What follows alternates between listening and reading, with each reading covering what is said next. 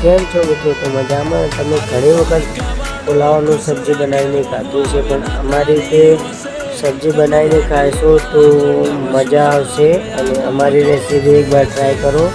Recipe તમને પસંદ આવે તો એક લાઈક બી કરી દેना और સબસ્ક્રાઈબ બી કરી દેना।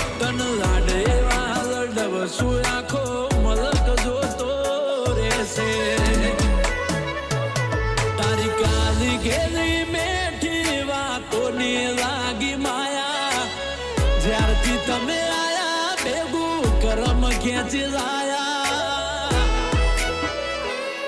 ઓનમોહ ગયો કે માયા અમે તારામાં ખોવાયા હો અનમોહ ગયો કે માયા અમે